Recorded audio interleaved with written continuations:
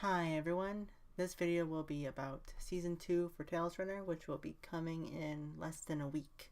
So I want to go over this small interview and their press release that they did for Talesrunner Season 2, where they went into more details on certain things that they're going to be adding.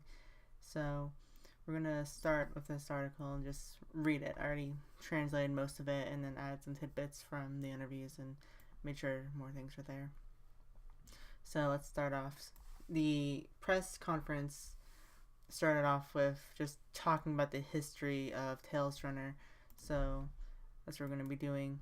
And the thing that they wanted to address was the various problems in Talesrunner Season 1. It was more of reflecting on strengths and its weaknesses. The first point is Talesrunner started as a unique racing game that will have a plethora of systems to offer a different gameplay, but it had difficulty differentiating itself from other games. So at this point, it was just self-explanatory. They wanted to create a game that was unique and was based on 2 feet running. Where you run 2 feet. But there are other games around that time that are doing something similar, but they're more focused on parkour. And more people were attracted to that until the next point comes up. But yeah, I think it's interesting how they did that. And the last point I want to make out is that they did talk about how they wanted to make it like Mario Kart, but with different things for different people to do. So like you weren't limited to just racing, but you had other things to do. So you had farming, you had mini games, you had animal racing, you had PvE, all that type of stuff. So the next point is Chaos Genesis helps solidify Talesrunner as a middle core game, one that can be enjoyed by casual and competitive gamers, but server management and customer support was received negatively. So this was referring to back in 2006, because when Chaos Genesis came out, it helped get Talesrunner to be more in the limelight, so they had attracted more users this way. But the event was focused on having different things for people to do. So originally, of course, it was the racing competitively for the faction and maintaining areas, but then it dwelled into other things that made it more lighthearted with the PvE content. But of course, server management and customer support was received negatively because back then they couldn't handle all the new users coming in to try their game, and customer support was apparently being a bit stingy back then, so there's that reason.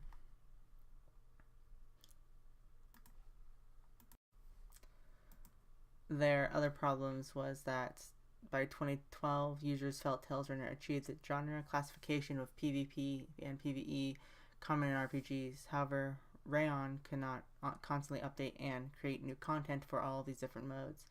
So at this point, they were going towards their dream of having different things for people to do and having all this different type of stuff. By the time 2012 came around, they had like Anubis, they had more PvE related content, not just co-op, but they had some interesting little puzzles to go with certain modes when racing on different maps. So it was more just focusing on having these different type of areas. But in the RPG aspect, it was of course the stats in Anubis and raid maps. But as you can tell, having a bunch of different modes can make it a bit complicated to constantly update them. Some of them were obviously thrown away, such as Animal Racing and Quiz Channel. So they couldn't constantly have things to go for that. And also, they go into this, I believe, later on. What happened was that most people had like so much to choose from that it like divided the player base for people who wanted to be more like casual and do fun things rather than constantly race competitively. By 2016, people would want to play different games and different game modes other than running, but it was difficult to balance all modes. As a result, a gap was created between new users and long-running players. So, as you can tell, for the other modes other than running, if you look at the polls and stuff, people really wanted to do more raid PvP stuff related, but that sort of was a downfall, sort of, because they kept like making it higher and higher for people to try to enter the channel. And then when they're trying to have new maps and stuff, it just was so linear they could not really focus on that. And it sort of created this gap, obviously, where people would be kicking each other from the rooms, rather than, creating a healthy community and understanding that there are different types of users out there.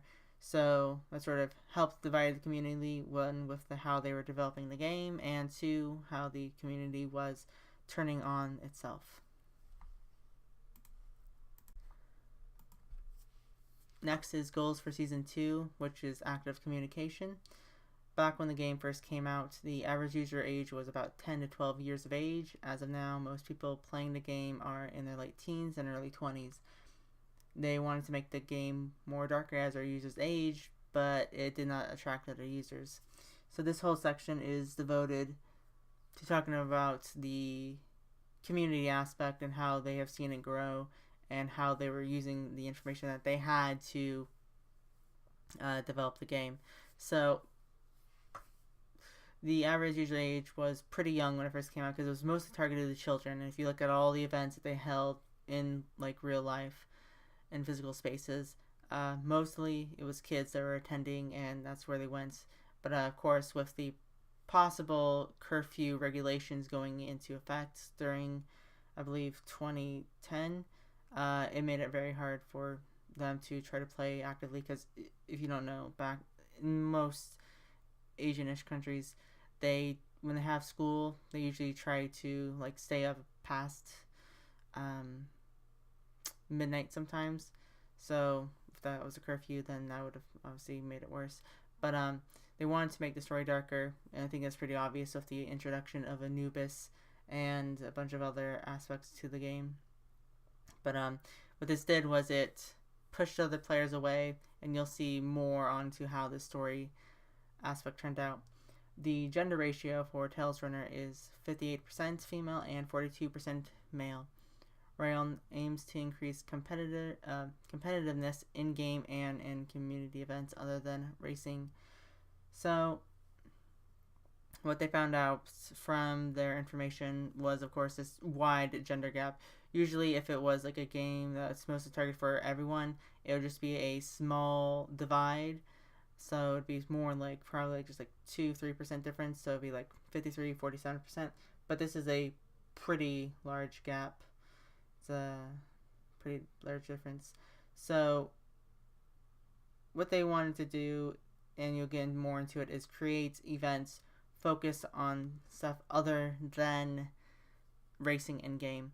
So you'll see that they'll be having different competitions to create new items. They'll have different competitions for like side things, so like creating the best farm with the new farm crafting mode, or having the most catched fish or something, just to have a competitiveness for female players, because that's their main demographic at this point.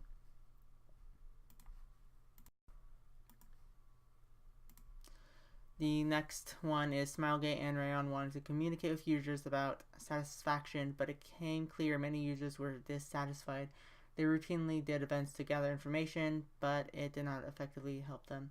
So, I don't know if you guys remembered it, but it was probably about back during 2012, 2013-ish, around the time Pandora was released, or a bit after it. What happened was they started this whole endeavor to try to fix all the bugs and all the complaints users had about the game, and they have done this routinely throughout the years, where they have like some sort of thing, such as the most recent one would probably be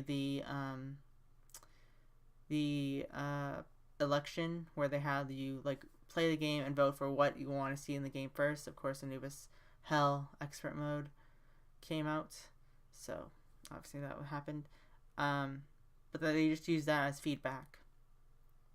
But that didn't work out effectively well, because people were different. They had different opinions. They had different things that they wanted to see happen in the game, and it was very divided. The next point, Round developed a new map creator tool for the developers to use, and possibly users. Usually maps take 3 or more months to create. This new tool made it possible to create various maps in a short amount of time. So first off, the new map creator is what you saw in the teaser in my previous video on reacting to the season 2 trailer, where they're running on that gray sort of checkerboard map. That was obviously a test map. So we got a look at that. But the thing is, it's probably related to Farmcraft as well, because they made it easier for them to add objects into the game to help create maps. So it says they take 3 or more months to create, and they say in the interview that they reduced it by 200%. So that likely means it takes a month now to create a new map. So that should mean more maps will be coming out soon. But something else I want to point out was that they mentioned how having users create things, and it's very likely that they're going to be adding a map tool pretty soon. That'd be a pretty cool thing to do, where users can create their own maps and play on them and send it to friends or something. But I can understand how that can become chaotic, because you probably have the users have a certain amount of maps to create, so you don't take up too much server space and storage on the servers. So we'll see how that happens, but pretty interesting that they're going to be doing now of creating more maps. So this next section focuses on new updates and user-targeted content. The first point is that Season 2 promises to be more bright and witty. As Season 1's story progressed, it became dark and serious. This made it unfamiliar to new users and gave limitation to the story development. From now on, the story will focus on the relationship between characters and their daily lives. The story will return to Talesrunner's original atmosphere and go back to each character's wish. So, I think we all know that Talesrunner got pretty dark at the end, especially with the death of Dr. Hell. And I think what they're going to try to do with this next event of Chaos Zero is to slightly progress away from the dark thing and slowly become more lighthearted. And you'll see why when we get to it. But yeah. So it's going to be more bright and witty. So I think that's a good thing, to have it more pleasant and go back to where people originally loved Talesrunner for, because the stories were originally just lighthearted, and even though the chaos thing did happen, it was just sort of a good guys versus bad guys scenario, and it wasn't this overly complex, morally developing story. So I think that's pretty cool. And having characters focus on the relationship will be nice, and seeing how they interact with others. We have seen something similar with Shiho and Miho and Shiho and Lucy, so it'll be interesting to see what steps they take with that. And the fact that it's going to go back towards its original atmosphere is pretty nice. And each character's wish, which is obviously what was foreshadowed in the first teaser trailer for Season 2.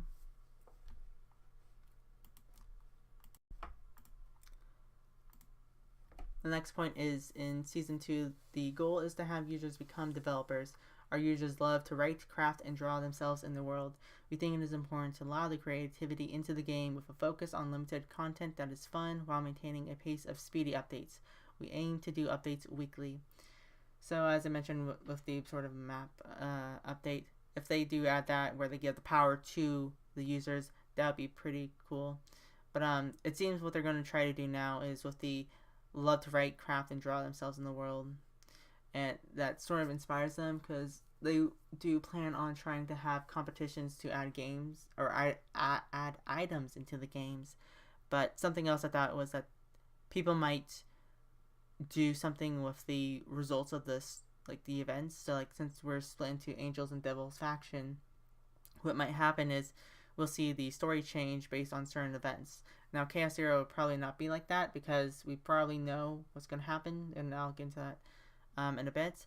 But if it goes into the future where we decide certain things based on weekly votes of running and gaining points for whatever our decision is, so say for example, if we do have another faction battle in the future besides Chaos Zero, in the story wise, what might happen is okay, should we attack the Angels from a certain thing, or should we wait for them to come attack us and you'll probably have different reasons to like say, oh, we can develop more resources if you wait and all that stuff.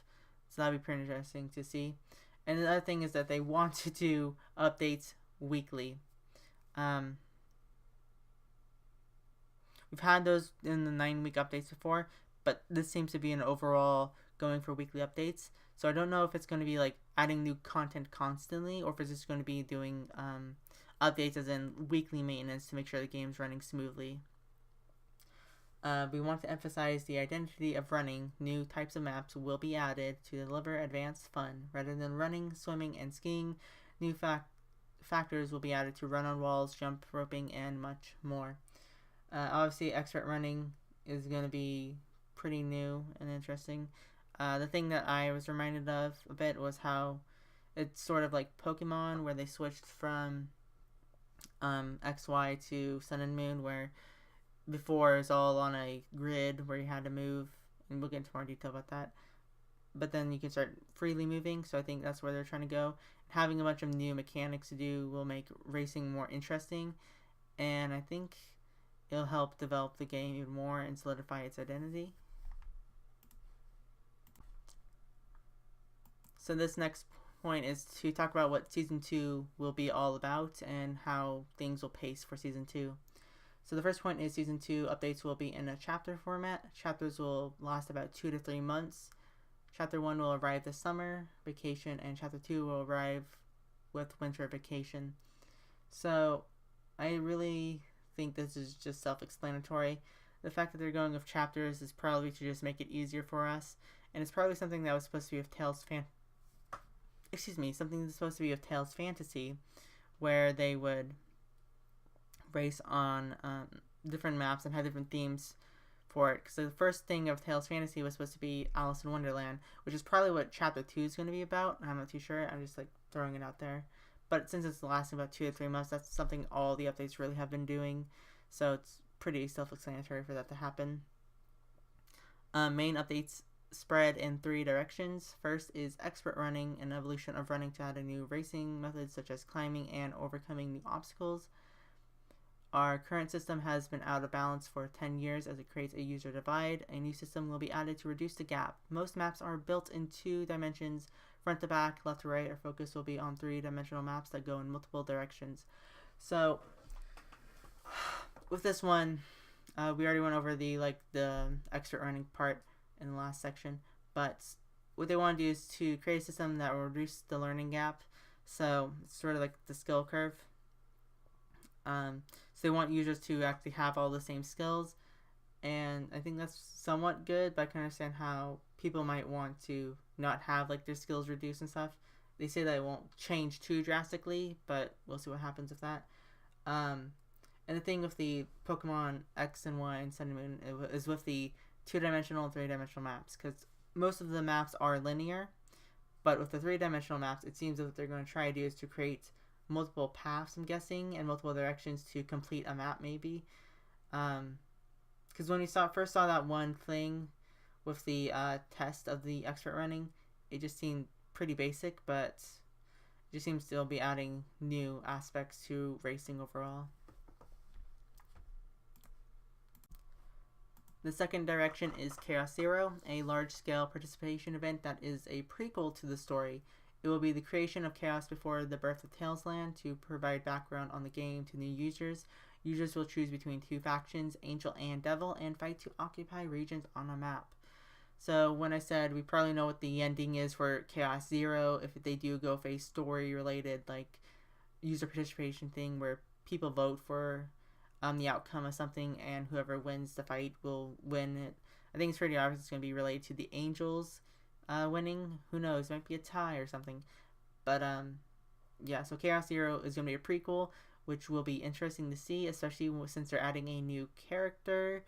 I don't know how it's going to work, because that's what Chaos Zero means. Chaos is going back to 0, since we're returning back to their origin points game-wise. It'll be interesting to see. But other than that, the Chaos Land thing is going to be pretty similar. The third direction is further PvP content with Chaos Knights. A player will create a deck filled with units to fight another player. Units can be acquired through gameplay. An initial release will see 30 units. The RPG style of combat through racing will be helpful in Chaos Siege. An offline tournament will have users root for a player, and users will receive limited edition items. So Chaos Knights was that pet thing, if you don't remember. We had a bunch of the like angel and devil pets fighting each other. So it seems that you'll be able to acquire these through gameplay. I don't know how. I'm hoping that if you already have the pets, since I have all of them already, you'll instantly get one of the units, but I don't know. But it just seems to be a different way to do this. So it seems it was going for Summoner's War, where they had the sort of fighting style turn-based combat. So I think that's what it's going to be for. But it seems it's going to be an integral part to Chaos Zero, maybe, because the Chaos Siege aspect, I just called it Chaos Siege. What they're referring to was the focusing on maintaining bases on the different lands. So yeah, and the offline tournament thing is that they're going to try to get the best 30 players to race each other, and then you can there'll be an events to root for them, and then there'll be limited edition items. I don't know if those are going to be like physically where you have to go to the events and get them, or if they'll be online. So we'll see how that goes. Alright, so this next section is dedicated to the interview. They answer some questions about it, but it was mostly just they had a interview of like pre-interview. They had pre-already asked questions already. So yeah, first one. Oh, and also I should mention, by the way, that I only chose the ones that were specific to this, because there are some small ones that I just thought I'll just gloss over, and some of the details in the interviews are already added to the other stuff. So yeah. Anyway, first question. How will the players adjust to the new map's changing dimensions when user preference is disjointed and creates a skill gap? Existing maps, and the answer is, existing maps will continue running on a flat plane. New maps will be a curvature map where users can run in a cylinder and walls will turn at certain angles. I think users will adapt easily without learning. The users developed a skill called dash jumping that works well in straight courses. We developed the wall running mechanic in a similar way, and it demonstrates no big changes to further the gap. So the dash jumping thing, they said that the dash jumping will still work on the three-dimensional maps, so that's still there, but it's also going to be somewhat similar to the wall running aspect. I'm going to guess it's possibly a way to counter dash jumping as a skill, but yeah. Anyway, the curvature maps and the cylinder. So when you saw the character running on the cylinder, and then when it took like a right on the map and took like a turn to change directions, I think that's what it's focusing. Because whenever they had something that changed direction in the map, they just like quickly changed the camera angle, rather than having this weird aspect of where you can control your character going around curvatures and different type of angles and different dimensions. So that'll be interesting to see how that goes. The next question is, the new fishing system adds a new player experience not available in Talesrunner. I wonder why you did this. The answer is, as Talesrunner is a racing game, you often gain experience through competition to level up. This can create fatigue for the users. We added fishing to the game to reduce players leaving, and it allows users to gain experience while sleeping. In order to differentiate from other fishing games, we added fish pathing and species that is unheard of, and a new PvP system will be added to allow competition, such as to gain the title of Fishing King. So fishing system, this was like everyone's most or the least favorite thing to choose from the election. So it seems that this was created as a way to have leisure and also allow people an alternative way to gain experience rather than racing. So if you think about it, they had it with somewhat farming, but like the EXP drops are so low in there, as well as with other things in the game. So having this will be a nice way to do it, and it's more leisurely.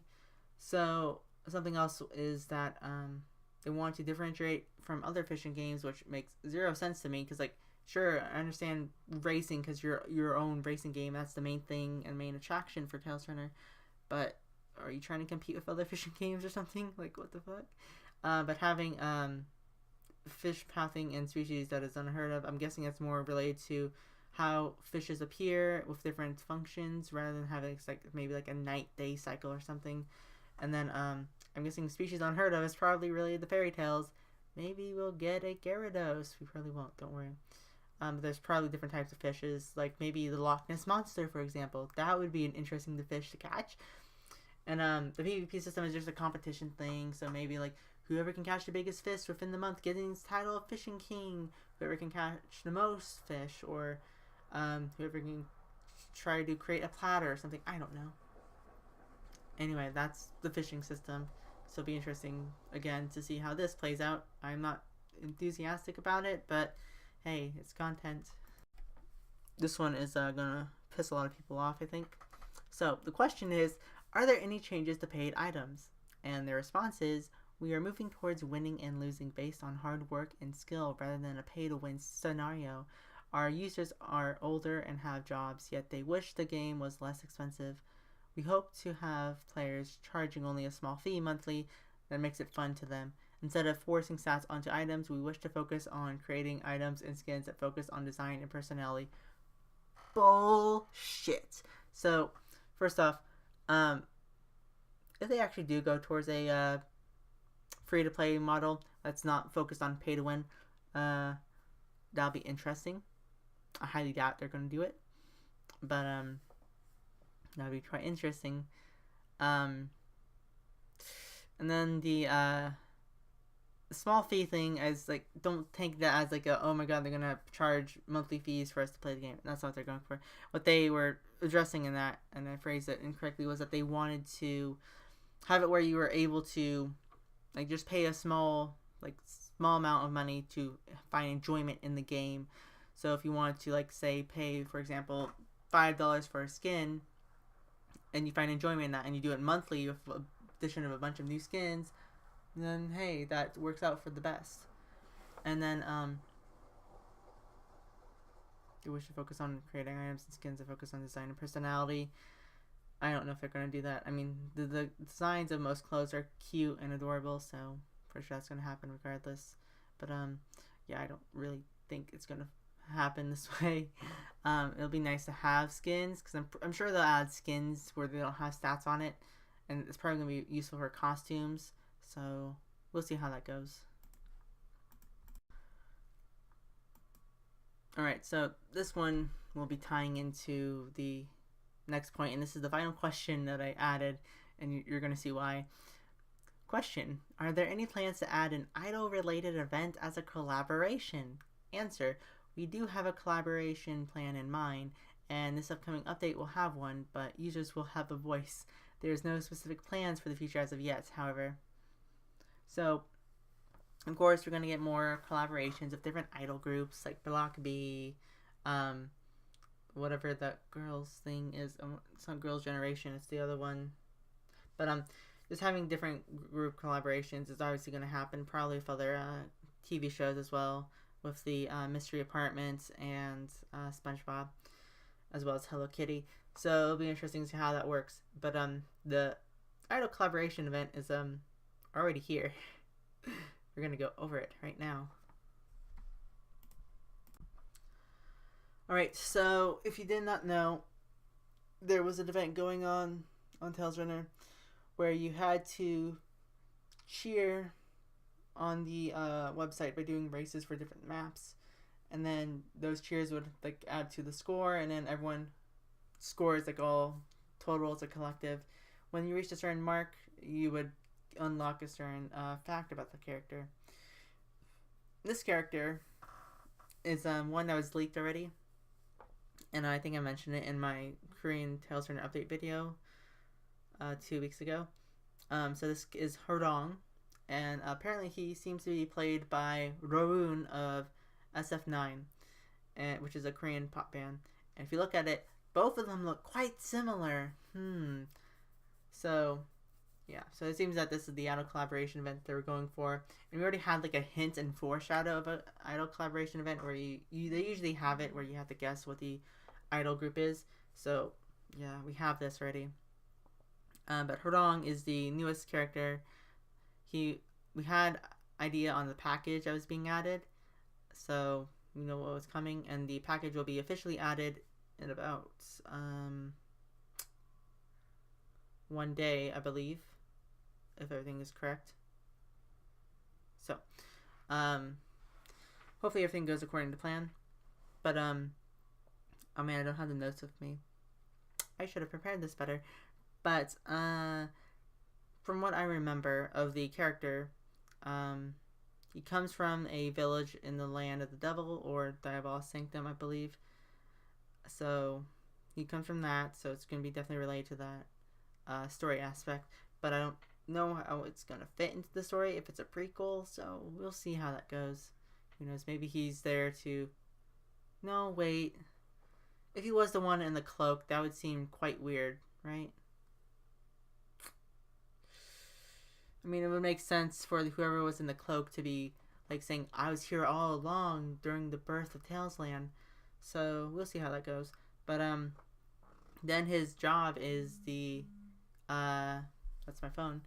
The, fuck, I don't remember it now. It was like Death Lion, Grim Reaper, which is basically he just guides souls, but it's like a title for him to the land of the devils, or hell, I'm guessing. So that's his job. And then his personality is that he is calm and collected, yet can be comforting and friendly, as is probably obvious with his demeanor and expression. And then I forgot what the other thing was. It was, but what happened was, so I made, if you don't know what happened with the Miho event, I made a call that, as people were saying that the votes weren't going to get high, and we won't reach it in time for the reveal, and I said they're probably just going to add the votes at the end, and of course they did. They did it. So we have the character, and we know who he is now. Harang, know all the information about him. But the thing is, they had like 130,000 votes, and you needed 180,000 to get to the all information revealed. So we had to get 150,000 to get the total, and then they just like jumped it up instantly on the turn of the day. So yeah, so Harang is a new character. It'll be interesting to see what his stats are. I'm sure that'll be added when the pre-purchase page is up, and we'll probably try to go over that. But that's it for this update video sort of thing. I feel bad because I said I would do this, and I'm just so late with the recording. I've just been going through so much at the moment, which is probably evident in my transgender video if you have not seen it. So thank you everyone for watching. I hope you have a wonderful day. Good luck in the video. Good luck in the video, what am I saying? Good luck in Talesrunner, and hope you all enjoyed the new updates. I will be gone during Anime Expo, and I don't know what the hell's happening, because I thought, so the people I ordered my cosplay of Lucy from, like I've ordered it from them previously, but that one got here quickly, but this one, they're taking so long, and it doesn't seem it'll be added or coming to me in time, which is very depressing because I paid money for it, and if I don't get to wear it soon, that means I just have to wear it later. Like, and I don't know what the hell I should be doing, if I should be getting a refund or like doing legal action, because they're taking so damn long. But the thing is, my bank only allows 30-day grace period, and the 30 days are almost up. So that means if I do want to have a chargeback refund, I will not be able to do it. So it's pretty fucking stupid, but hopefully they do something. Anyway, that's all, and I will be in Los Angeles, so, and I think Waru said he will be doing the updates. I do know he said he's going to be gone for a while now, but I think he'll be back before the update comes, so go watch him, or Toby. Thank you for watching. I'm sorry I drivel on about this mess. Bye bye.